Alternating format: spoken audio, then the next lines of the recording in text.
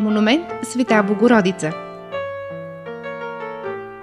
Град Хасково е един подреден, приветлив и много интересен град. Неговата емблема се превръща паметника на Богородица с младенеца. Разстила се на хълмиста равнина между две величествени планини – Стара планина и Родопите. През него минават няколко международни транспортни коридора. Статуята на Дева Мария с младенеца е най-високата статуя на Дева Мария в света. Символът не е избран случайно. Божията майка винаги се е считала за покровителка на град Хасково. Монументът се издига на хълма Ямача в границите на града и притежава сертификат от книгата на световните рекорди на Гинес. Уникалната статуя е висока 14 метра и лежи върху 17 метров постамент.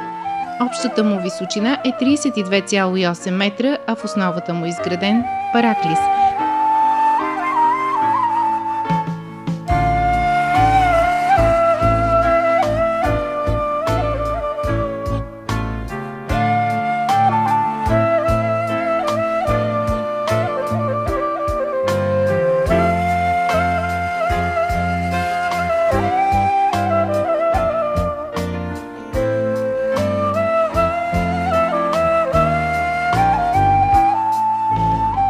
Цялата конструкция тежи 80 тона.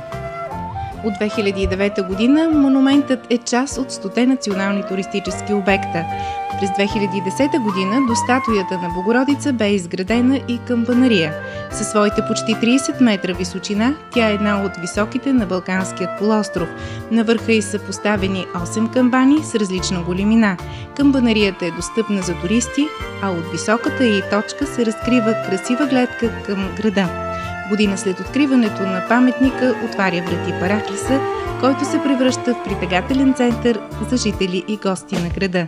Над масивната порта на параклиса е поставен голям мраморен християнски кръст и забележителна мозайка, излъчваща любов.